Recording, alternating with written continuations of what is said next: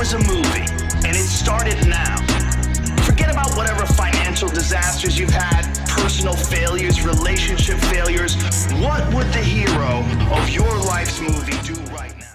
Hello and welcome to Dad's Dating After Divorce. My name is Jude Sandoval and I am one of your hosts and the founder and creator of the Divorced Advocate community. And my colleague here is... My name is Ralph, but I go by the pen name DSO, which stands for Dad Starting Over. I'm the founder of dadstartingover.com and the men's group called the DSO Fraternity. And I've also authored several books, including the popular one titled The Dead Bedroom Fix. And today, our guest, I'm unbelievably excited about. I've followed him for many years and have had a great conversation with him on my podcast in the past. And his fascination with psychology began as a child growing up in the family-owned bar of all places, where he watched his father diffuse all manner of problems. And he knew then that he had found his calling. He earned a BA degree in psychology and communication from the University of Colorado at Denver, as well as a doctorate in clinical psychology from the University of Denver. His clinical training has included the treatment of trauma, substance abuse, and traumatic brain injury, and he took an early interest in treating anxiety disorders and working with couples. He's been in private practice since 2008, and he's the author of several books, including the one we're going to be primarily discussing today, which is The Tactical Guide to Women, How Men Can Manage Risk in Dating and Marriage. Welcome, Shawn T. Smith. Well, thanks for having me, guys. I appreciate it.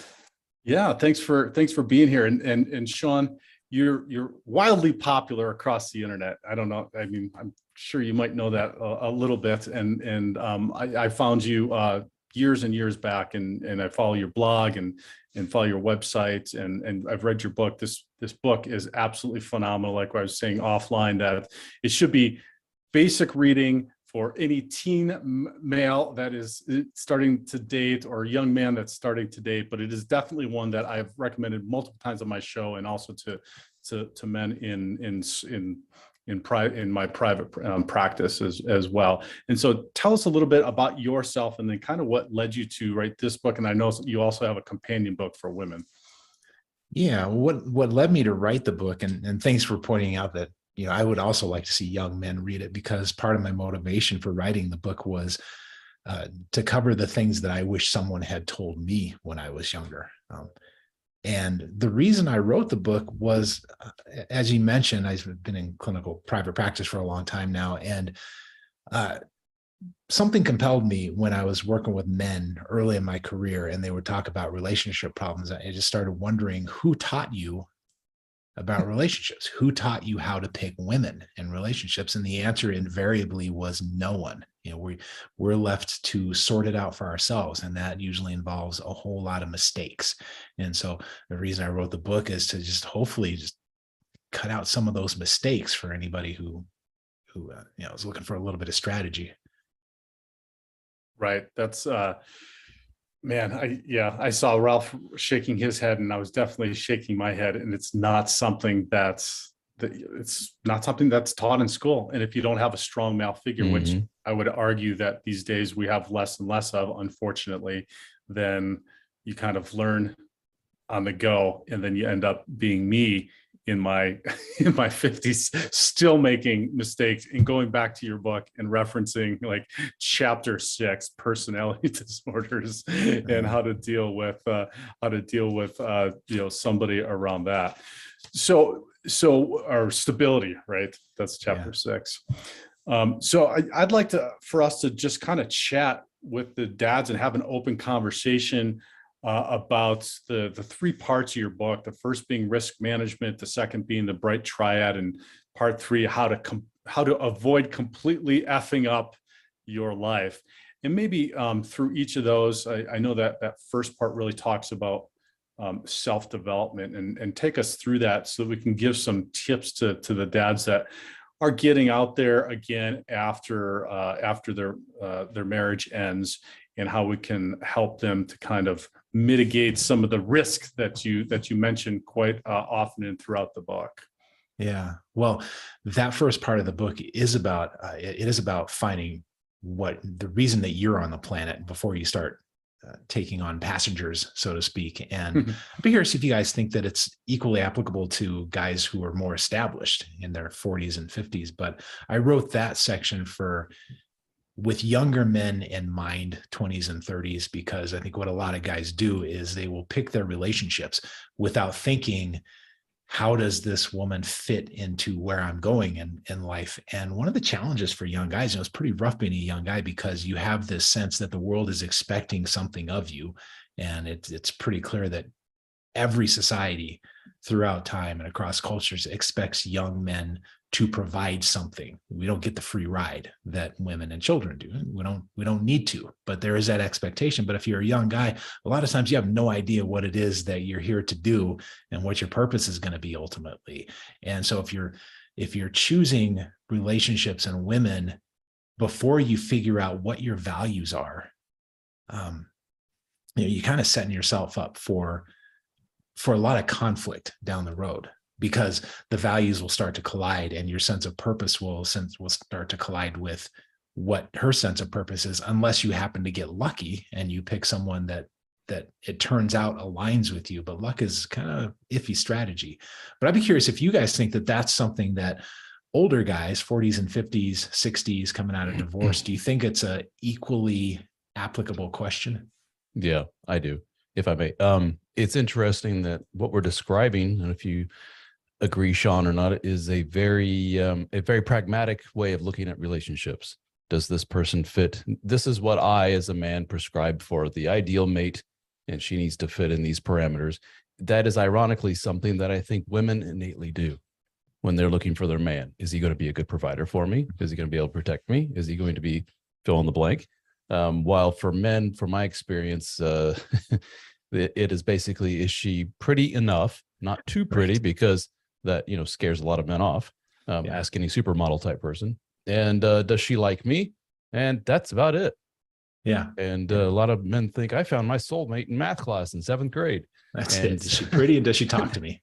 Pretty and does she talk to me? That about summarizes it. So we're telling these men post-divorce, that old playbook that you had, that is a big reason why you got in this mess that you're in the first place in your 40s and 50s. So it's a different world, dude. And frankly, it's some people think the rules are completely different now, and this is a completely different landscape that we're in with dating and everything else. I need to go into this with a new mindset.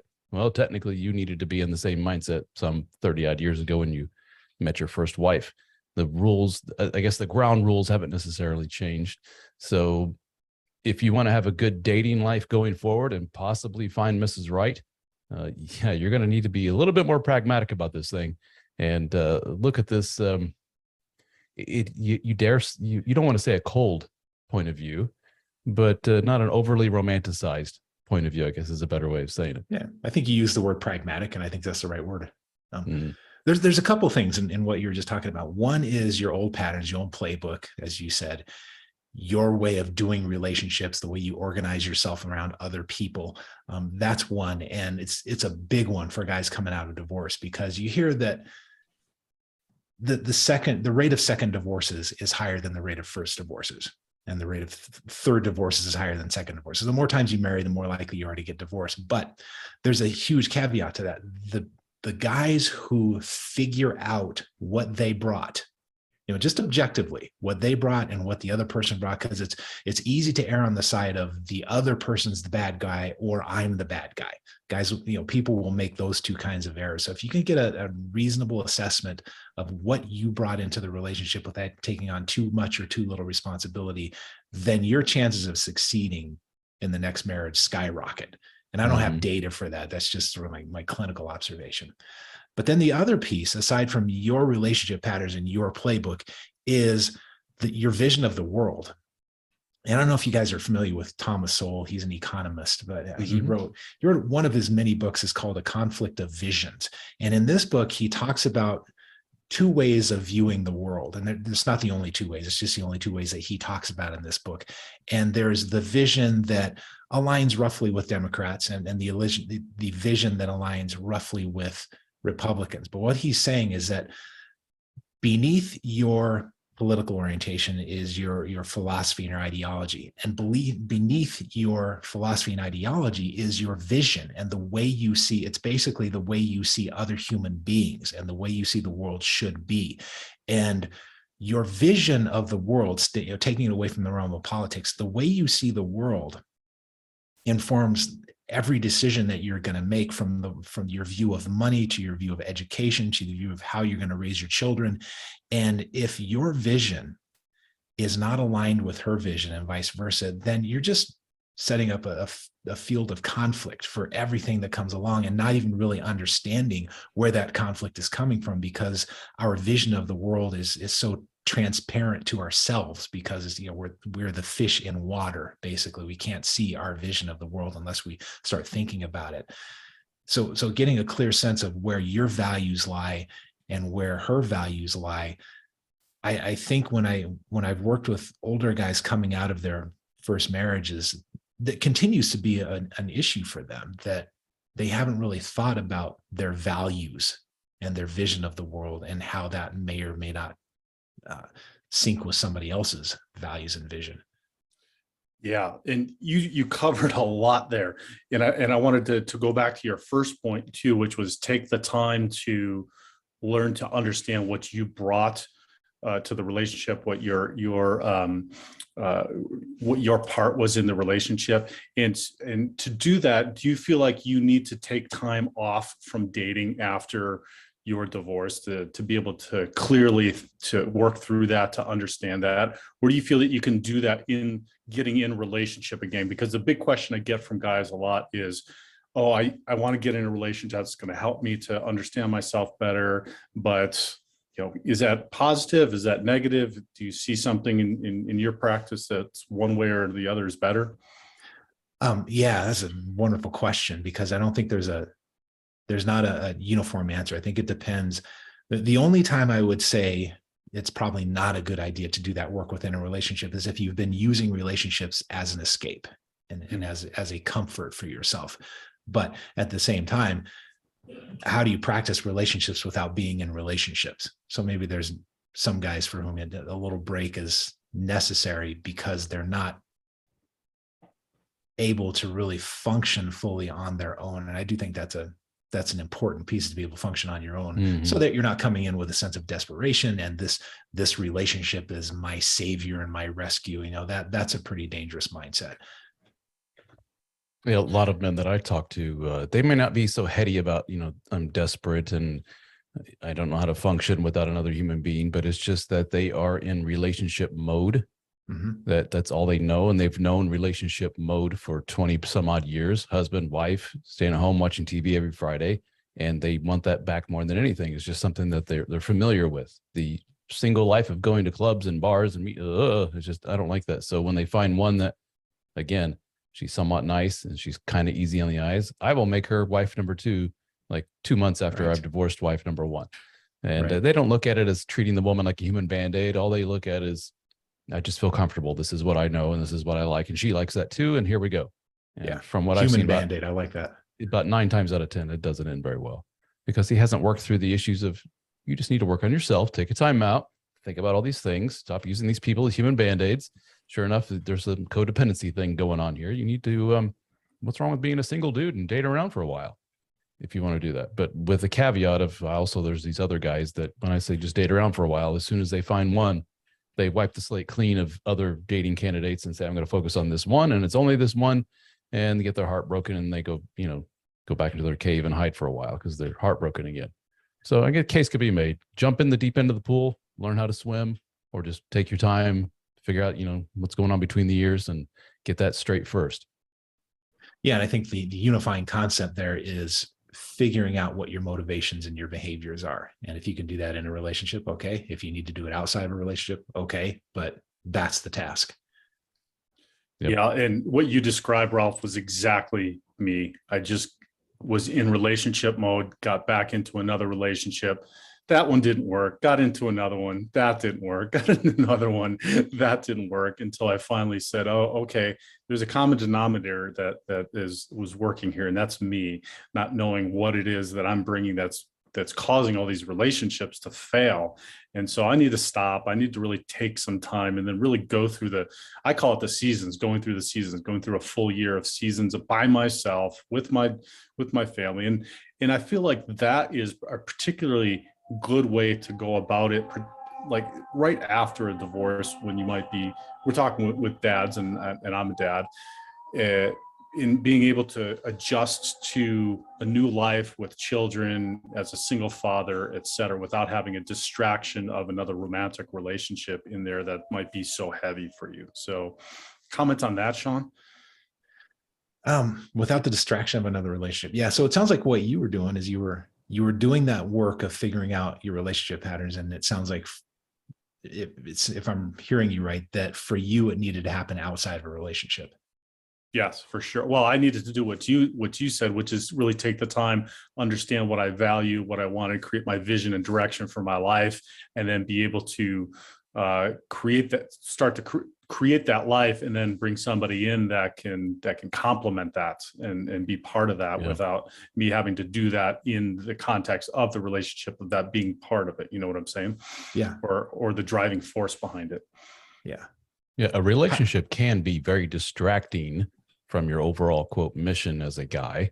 You know, when you're head over heels in love, especially when you're fresh out of a divorce and you're hurting so badly and you're traumatized, and oh, now I feel great with this one.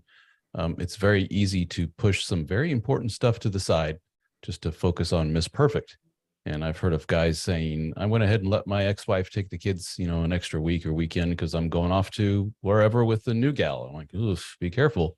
Work gets shoved aside and everything else. And then when that relationship, I was going to say inevitably, not necessarily, will probably fail, then you're left with, oh crap, now I got to clean up the pieces of the mess that I've made from ignoring all these things for so long. For some men, not for all. Right. Let's talk about your second point too, and that ties into what Ralph just said about our mission, and as men, and that inherent masculine nature that we have to be on mission, and creating that vision of the world, and knowing or not creating that vision, knowing what our vision of the world is. And there's some tips, Shawn, that you can give the men in doing that, in working through coming to that understanding and knowledge? For finding your purpose. Yeah, finding your purpose. Yeah, understanding what your vision of the world is, where that aligns, where that falls in the spectrum. Yeah. Curious what you guys think, but I think one of the keys for younger guys in particular, if you're not one of those guys who's lucky enough to know why you're here and what you're supposed to be doing, is to do a little bit of experimentation, and you try different paths. And when you try something, you find out if you like it or not. And yeah, so in my very pragmatic look at the world of relationships, I think one of the worst things a man can do is marry his high school sweetheart, because you have so much growing to do through your teens, through your 20s, hell, even into your 30s. Each decade, I'm just a completely new, different person based upon all these experiences I've had. And to have one person that you meet in high school, for example, and drag them along through all of those changes, and everything will be fine through all of those changes, through her personality changes and yours and your different way of looking at the world. Good luck. I find that the best partners are those that have been through all those things and have navigated all those turbulent waters of life and figured out exactly what it is they want and what their mission or purpose is. And I think they're far more likely to have successful relationships. Yeah, I do think that the earlier you marry, the tougher it is generally. The exception to that is if each of you is very invested in a cultural structure, like a religion. Like if you're both Mormon and you're both committed to Mormonism, then that's a really great framework to work from. You're probably going to grow in similar directions. But something like that aside, it is tough to predict that the two of you are going to grow in similar directions unless you're really clear that you have similar values and you both want to go in the same direction. You both have a similar vision of the world and what you want to accomplish. Yeah, I don't know what the statistics are about arranged marriages, for example, in some cultures. I think that they have a pretty good track record of sticking it out for decades throughout their whole life. Yeah, and I have to imagine that there's some cultural framework there that supports that. I would think so. Some constraints and parameters around the whole thing. That's So fascinating that you John say Bon that. Jovi, didn't John Bon Jovi, isn't he married to his high school sweetheart? And I don't know anything about that marriage, but, and I don't know if I'm even talking about the right rock star, but I'd be really curious to know how that worked for them. With a touring multi-platinum male musician. Yeah. Yeah, curious how that works. Yeah, there's got to be some cultural framework that supports that. Well, it's very interesting that you say that, Ralph, because I look back on my life, my dating life, my marriage, and then my post-dating life. And I think back and I feel like it would have benefited me to have married earlier in my life, to have taken that time, knowing, with the caveat of knowing what I know now. Now that seems to be the challenge, though, and this is why I feel these conversations are so important. Your book is so important, Shawn, is that if I had somebody who had taught me more about relationships, like I try to do with my daughters, to talk them through, and I always tell them, like, I'm not an expert. I'm just sharing with you all of my mistakes, basically, so that you can see and try to understand how to better navigate a relationship. But if I had somebody that was helping, and you talk about that cultural structure of families and being able to talk and share with them and guide them through that process. If I had somebody to do that, I think it would have been more beneficial for me to marry younger and be able to work through those challenging and grow together. Because at this point now, Ralph, you've been successful in a second marriage. I have not, and it's been over 9 years now in finding somebody. I find that navigating the waters now, it feels like, and obviously I can't go back and relive life, but it feels like it is much more challenging now than it would have been in my younger years, had I known a little bit more, but also had a little more guidance. What is it about youth that makes it less challenging in your mind? What is it about youth? What it is about youth is those experiences can be problematic to pair bonding, that can be problematic to creating an environment and a life with somebody. If there's, and I think maybe some of this has to do with trauma, childhood trauma, unresolved trauma, a lot of the stuff that you talk about in your book, Shawn, with personality disorders, stuff like that, that mitigating some of that on the back end is because of the experiences that they've had in that time frame. Any thoughts on that, Shawn? Sorry, say that again. Help me out with that one. So it's more, it feels to me to be more challenging at this juncture in life, in late midlife, late 40s, 30s, 40s, because of all the experiences that people have taken from their lifetime and going through maybe previous marriages, relationships, whatever it may be, then trying then to come together and mitigate all of that, particularly with kids and family. And again, I'm talking specifically to dads, and try to work through all that baggage, if you will, but just challenges in order to find that spot where you can then go forward and have a healthy marriage and go forward. Yeah, all that history is certainly, I mean, it's a blessing and a curse, because you know where you stand, but in terms of your values and your vision and your purpose, but at the same time, it clearly contradicts with you find out as you get older that what you're about contradicts to some degree almost what they're about, if that makes any sense. Like when you're 18, all the girls are a good fit. When you're 60, almost none of them are a good fit. Yeah, right. Interesting way of looking at it. Jude, going back to your point, is it almost as if you are saying, if I catch a potential partner early on, then there's a far less chance of life in the decades between now and 40 something to screw them up. I can be there early in the process of the courtship and everything else to mitigate some of the nastiness that can happen in the in the future decades, in the decades coming up. Is that what you're saying basically? Is Yeah, catch them early and I have a better chance of molding them to the relationship that is best? Or not necessarily molding them, but building together. So the mindset would be building together rather than a remodeling project. To use to use a guy analogy, construction analogy, that you'd be building something together. And while that is challenging, right, because there's who knows where you're going to go, who knows what your passions are and your personality changes, etc. You can do that and build together. And if you're proactive, I feel like it's easier to do than going back and doing a remodeling project.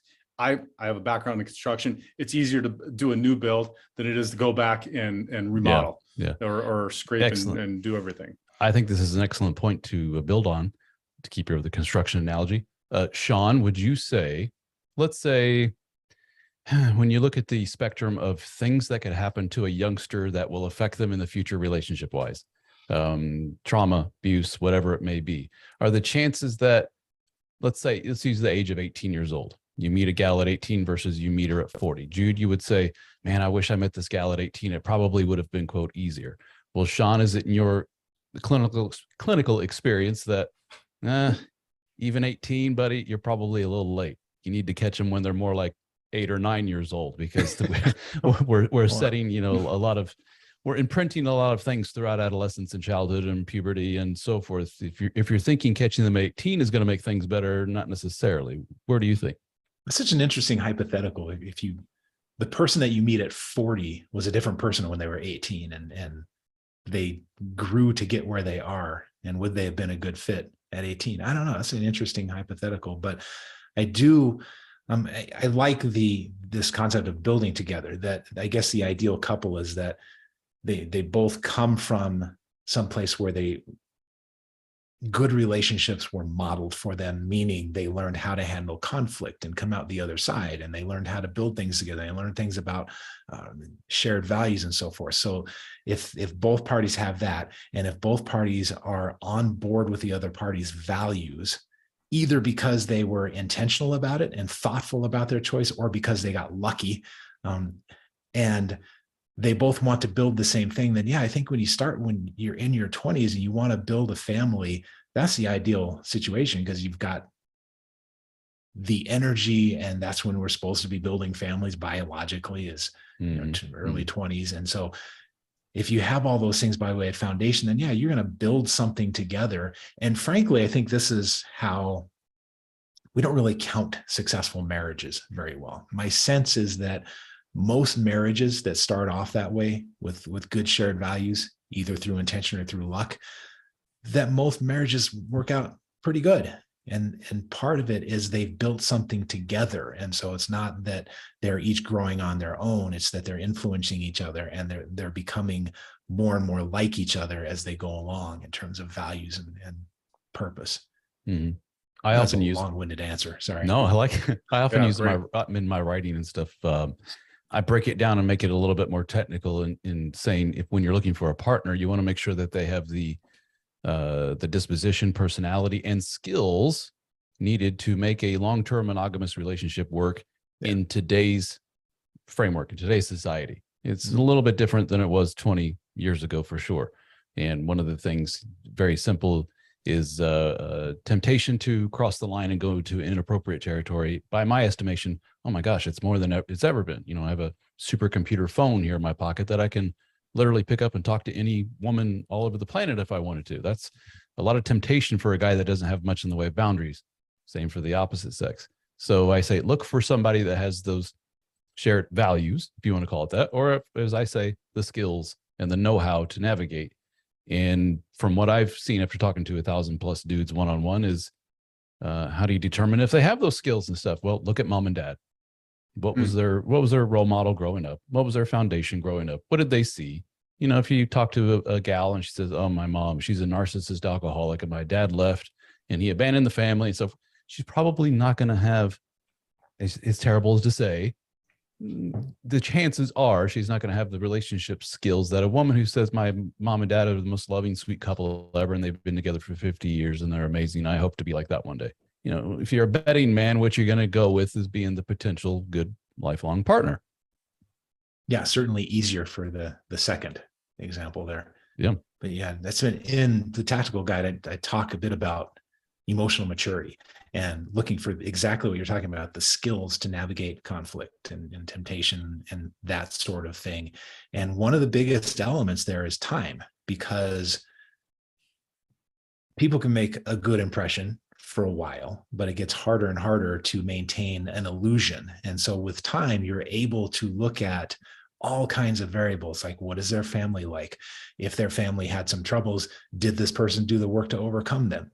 What are their friends and what are their friends like? And how do their friends relate to them? And what's it like to travel with this person? And what's it like when this person gets really pissed off at me? Do they handle it like an adult or they handle it like a little kid? And the more time you spend with somebody, the easier it is to get a baseline of their behavior, their maturity, their stability, their mental health. And so people always ask, well, how long should you date someone? And my answer to that is that, okay, we go through this honeymoon phase in a relationship, or an infatuation phase, where we are motivated to see the best in the other person and to downplay the worst in the other person because we are idealizing them, got them on a pedestal, and vice versa. And so it's all a big smoke show, right? Or a big smoke and mirror show. We're not seeing the world correctly. And we know that this shows up in brain chemistry. Like there's some really rough indirect measures for how the brain changes when we're in that infatuation phase with somebody. And we're literally under the influence of different brain chemistry. We've deviated from our baseline. So my answer for how long to date somebody before you start making big decisions is wait until you get to the end of that infatuation phase. And you have a good indication that you're getting to the end when the other person starts to become three-dimensional to you. In other words, they're not always perfect. And all the little things that you used to find charming, like how much time she spends getting ready to go out, now it starts to get a little annoying because you're always late. And so you start to get the other side of them. That's a good indication that you're coming out of that infatuation phase. And then just as a nice round figure, I suggest a year after that, because now you see them a little more clearly. You haven't seen them clearly up to this point. So why not study them for a year and vice versa, and make it very well known that we're studying each other here. And during this time, we are not going to get entangled with puppies and leases and shared cars and all the things that make it difficult to step away. That's now we're talking to the 40 somethings that I talk to, who I met a gal and 6 months later we are mixing our families. We're talking about buying a house together. I'm like, oh dude, add on another year and a half to that. And maybe, and a lot of men, their eyes get big when you say that, like, what? No way. It's like, yeah, I gave it almost 4 years with my second wife before we tied the knot, from knowing each other and dating for almost 4 years. Yeah, we went through trauma together. We saw the good, we saw the bad. We had our holy shit moments, as I call them. I saw how she dealt with it. She saw how I did. We worked through things, and lo and behold, I'll be damned, we're a pretty good partnership. There you go. That's how you do it.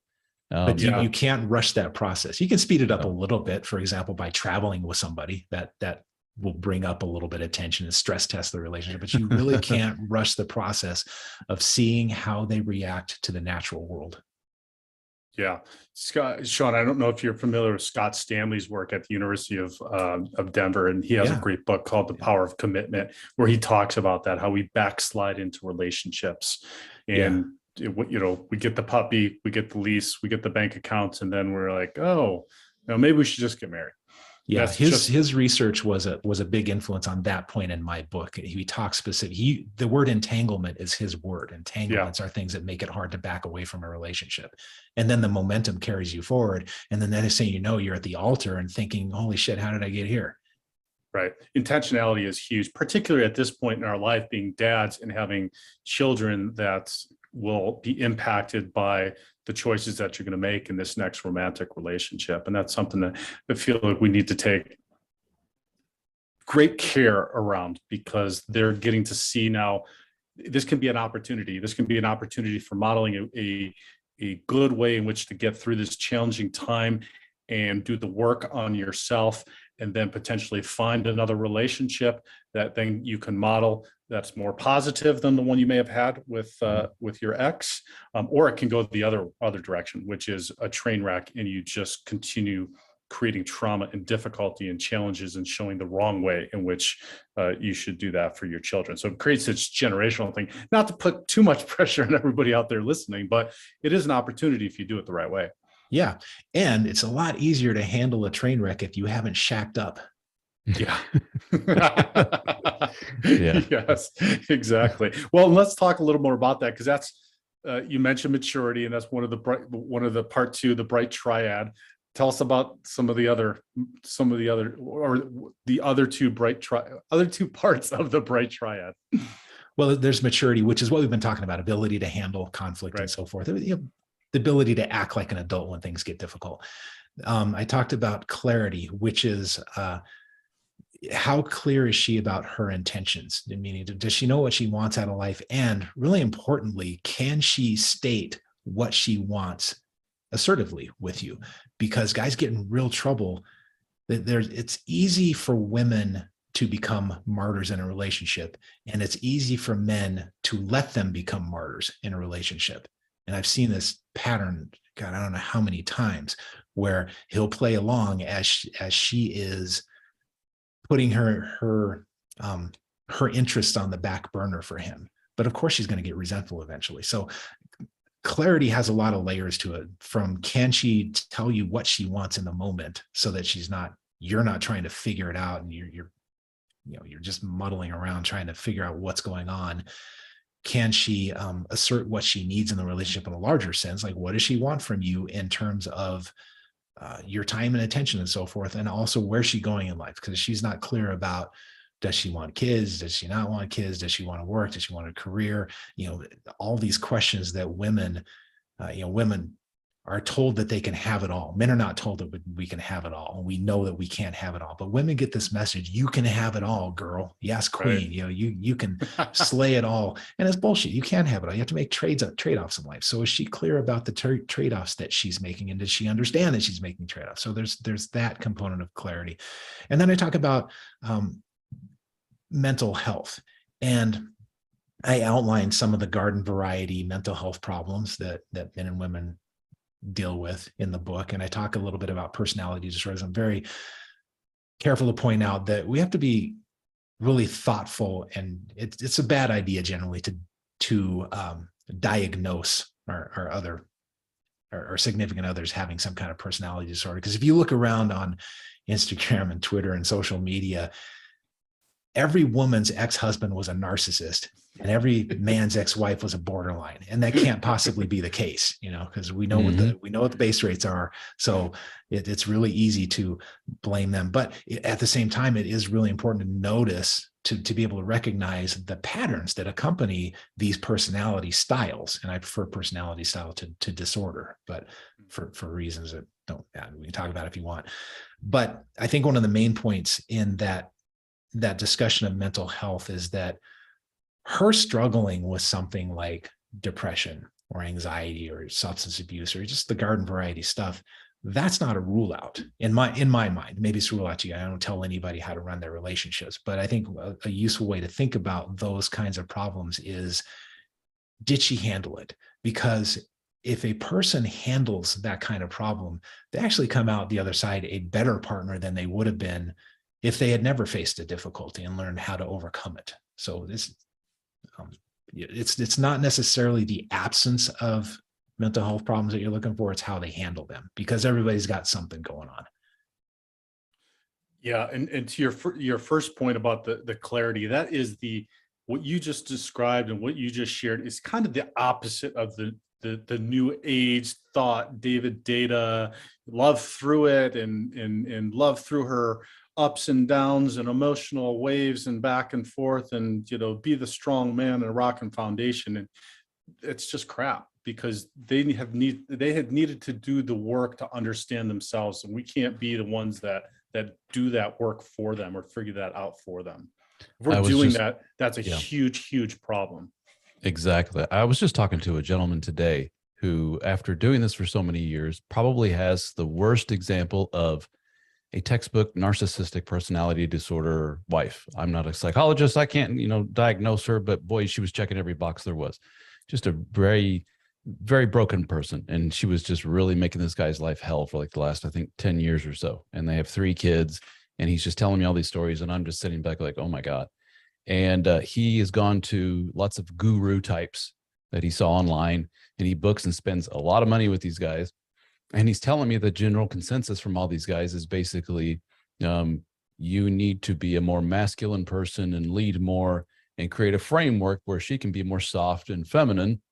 And I say that may be the case for some guys with 1/1000th of the trauma that you have experienced through this woman. This woman just needs some serious professional help. And she did so 10 years ago. And the woman, obviously, she came from a mother who was narcissistic. The father left, just very textbook stuff. And she never, ever got help with it. And here he is, and he's suffering as a result of this. And everyone is coming back to him, telling him, you just need to work harder, dude. And I say, that's bullshit. You need to work hard for yourself. But in this particular case, and in a lot of cases like it, it's a 50-50 thing. And she has never, ever raised her hand in all these years and said, I need help. And I said, it's never going to work then, unless she does just that. And by the way, if she does eventually raise her hand and say, I need help, you're in for years of pretty intense work on her part. And can she string those years together and make it work? Good luck. Good luck. But he's still sticking it out and hoping, fingers crossed, that things turn around. So this guy has the belief that if he works hard enough, he can make this relationship work. That's a very common refrain amongst men right now. Yeah. Yeah. That's a very common refrain amongst a lot of men I talk to. That was me in my marriage. I could love through it. Love conquers all. And I just keep working hard until I just beat my head against the wall so many times. And you say it in your book, Shawn, you say definitively, if they're not willing to do the work, then that's a sign that you can walk away. It's okay to walk away if they're not willing to do that. I'm paraphrasing, obviously, but speak to that. No, I think you phrased it well, that if they're not willing to do the work, what are we talking about here? Right. You're going to be able to do the work of 2 people, and one of them who's not working at all and actually may be motivated to stay the way they are. Yeah. And actually get in the way of you trying to improve yourself and so forth. With this guy, every time he tried to, lift a finger to improve his self, the wife was just this fine-tuned machine of, I see what you're doing there, and you're purposely trying to hurt me. No, I'm just going to the gym. I'm just going to therapy. Yes, you're doing so to hurt me. I know you are. And, just awful stuff. And I feel for the guy, but I hear that far too often, which goes to a larger picture question, if I may, of there is also a giant online presence of men right now, not necessarily our age, 40s and beyond, younger guys too, who are listening to everything that we're saying about what it takes to make a relationship work, finding a woman, and that they're hearing a lot of work. Mm-hmm. And their eyes are just glazing over saying, dude, I don't know if it's worth it. And they're just literally backing out of the relationship game. Mm-hmm. And they call themselves MGTOW. I don't know if you're familiar with this. It's a very loosely organized group of men going their own way, and the other variations of whatever you want to call that, a movement, if you will. Yeah. And boy, they can't shut up about it. They don't see the reason for this. They don't like the idea of interpersonal relationships. They see no upside. It's, just all risk and no reward. And they evangelize this to anyone who will listen over and over again. And they just, thoughts on that, Shawn? Yeah, there are a lot of wounded guys out there trying to spread their misery, and that's a cynical way of stating it. I don't know, they're actually trying to spread their misery. If I give them the benefit of the doubt, they're trying to warn other guys that they're evangelizing. And trying to save other guys from pain. But there's also a very self-centered component to that, where I don't have to be alone in my pain if I can convince you that the world sucks too. So there's a lot of wounded guys out there, and some of them are gurus and that charge a lot for their services and build these online communities of men. But I'll set that aside. To your other point about men getting this message that it's all work. Yeah, I see it in the David Data stuff, and David Data's got a lot of good positive message to offer that around female nature and male nature, and that you can coexist peacefully with this, I think, is part of his message. But there is also this component you're talking about where if you just work harder, you'll make it work, which is that's a very masculine trap to fall into. If I just work harder, I can rescue this girl, I can fix this relationship, I can change the world in terms of, I can change her world. But also from my profession of clinical psychology, And there's two sides to my profession. There's a clinical side and there's the research side. And the research side gets all the press because they do the study and so forth. And they're almost like two entirely different professions, because we're mechanics in the trenches and they are thinkers in the ivory tower. And they if they're good communicators, they can get a lot of press. But the way the research side of my profession treats men is absolutely disgusting. It's shitty. It's repulsive to me. For example, there was a recent blog post on Psychology Today, and I forget the author's name, but he's a psychologist, and I don't know his resume very well. I don't know if he's more of a clinician, actually, I think. Then it doesn't matter. He's a psychologist. And his message to men was, women are expecting men to come in with good relationship skills increasingly. They have ever rising expectations. And so men, you just need to step up and you need to do better. Now, he didn't have any specific recommendations on how men can improve their relationship skills, whatever that means. He didn't even really define what that means. So his message to men is, you're doing it wrong. Shame on you. Do better. No recipe, no specificity of exactly what men are doing it wrong. It's just this message of shame, work harder, shame, work harder. And so guys are getting it from all sides. They're getting it from my profession, which treats men like a disease.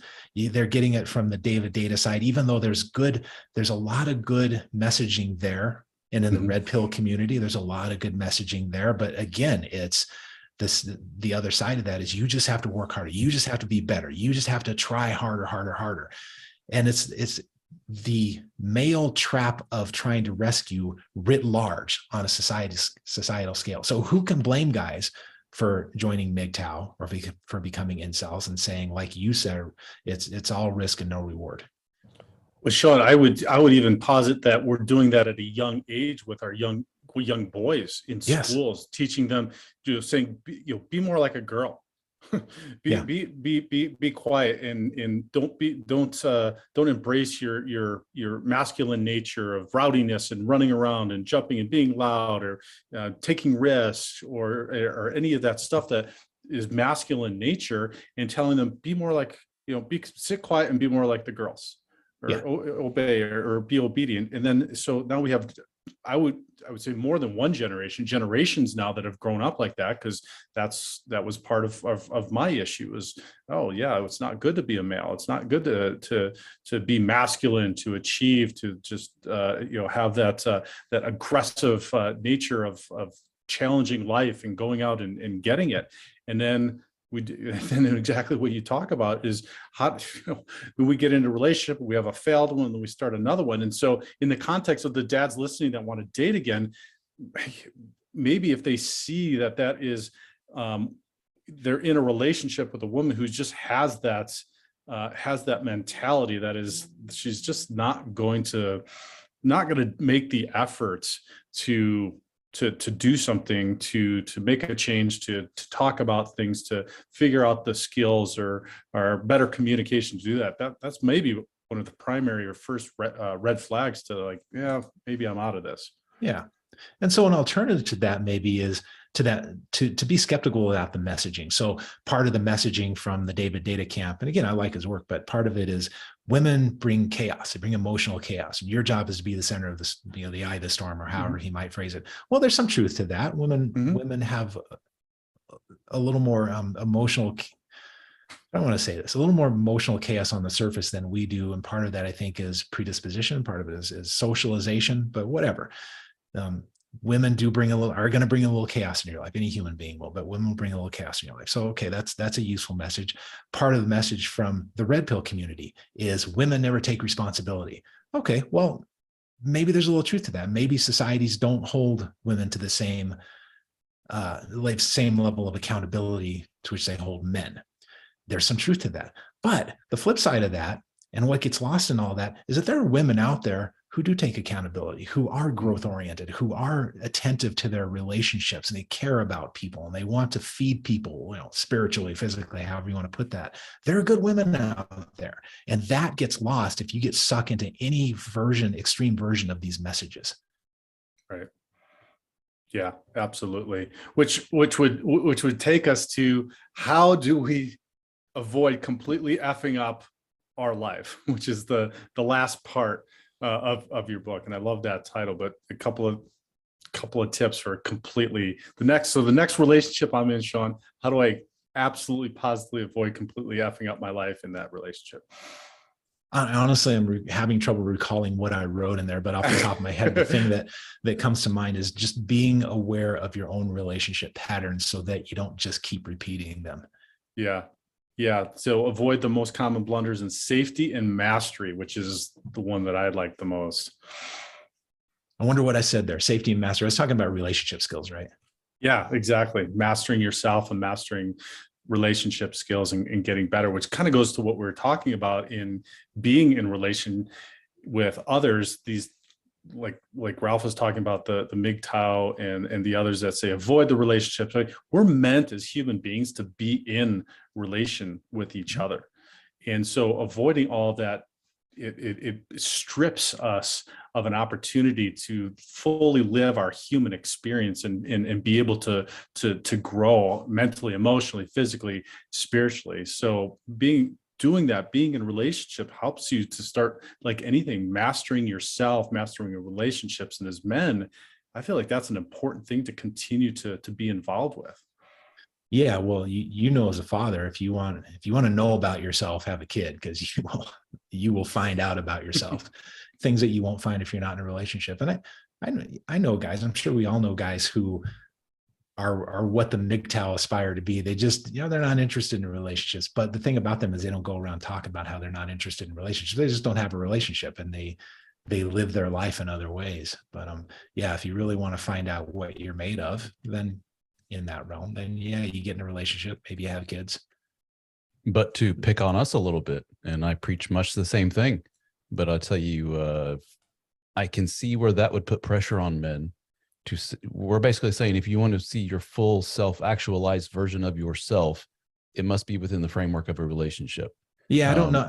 I would back. Yeah, if I said that, I'd back off that message. Well, that's kind of the language that we all say in a way. So you don't really unless you have a kid, you don't really know yourself that well. If you want to, experience life to its fullest, you do so when you're in a relationship with another, et cetera. So I think that puts pressure on some men to say, shit, I better find a relationship fast. And they overlook a lot of the things that you point out in your book, a lot of things that I say about, hey, red flags to avoid. And they just, put their fingers in their ears and say, la, la, la, I need to be in a relationship. Otherwise, what's this life for? What's my value as a man? And that's when you get into some trouble. Yeah. And I don't make value judgments, not because I'm trying to be the middle of the road guy. I just don't make value judgments on how other people live their life. So if a guy wants to have family and kids, cool. If he doesn't, cool. It just so happens that you will learn more things about yourself. You will learn things in a certain direction if you have family and kids that you won't learn if you don't. I mean, that should be obvious. And maybe if you're spending your time in a profession and that's where your energy goes instead of family and kids, well, you're going to learn things there that you wouldn't learn if you'd gone the other path. So it's not. Or the other side of the coin, which is you're not necessarily in a one-on-one relationship, but maybe you're, for the next 30 years of your life, you're a bachelor. Yeah. You have 4 or 5 gals that you're dating casually. Maybe that's your model for life. And that can be fulfilling for some men. And some men may end up saying, I'm actually, after being married once, twice, 3 times, I realized I'm more wired for this. Unfortunately, I had to go through all of that to realize that, but this is who I am. And I don't think there's anything wrong with that. Unfortunately, there's parts of society that shame that out of men. And I was actually in a meeting, this is years ago, where they were talking about possibly promoting a young man he was in his 30s, to some bigger position. And the guy goes, yeah, but he's not married. And he winced. And the other guy goes, ooh, like ever? And he's like, no kids, no wife, nothing. He goes, yeah, I don't know. And I'm just back there like, what the hell, guys? What does it matter? Yeah. And to their point, he's not as dependable. He's going to be a loose cannon. He's going to be a wild man dating and everything. We got to worry about him. Who knows what the thought process. Yeah. But that's just kind of, you hear that a lot with a lot of people. Like something's not quite right. I think maybe women even get that worse. If you got a 40-something-year-old woman who's never been married, everybody goes, uh-oh, what's going on there? Yeah. So it's crazy cat lady. Yeah. Crazy cat lady. That's right. The wild ant. Yeah. The only thing I would caution guys is if you're going to go that path of no family, no kids, just be attentive to the fact that someday, if you're lucky, you're going to be 70, 80, 90 years old. And you're not going to have that component of your life. And if you're cool with that, then cool. I have no value judgment about that, but don't ignore the question. Yep. Exactly right. Shawn, thank you so much. This was such a phenomenal conversation. Ralph, you have any other questions, any other comments? No, sir. This has been a pleasure. I apologize. I have not read the book, but I plan on it. Absolutely. But no need to apologize. There's a lot of good books out there. There are. That's one thing I've noticed in a psychological point of view here, or left turn here, is that, wow, men love to read these nonfiction books when it comes to how to better navigate the relationship world, how to be a better man. I know dudes that have read like 30, 40 some odd books on this topic. I'll tell you a quick story about that. Describing me.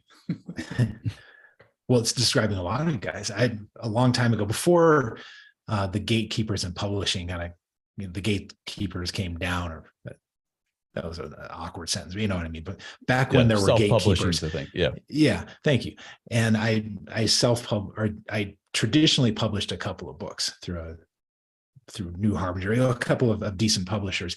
And I went to my editor one time and I said, I want to write a relationship book for men. And the answer was, men don't read relationship books. Like, they wouldn't even consider it.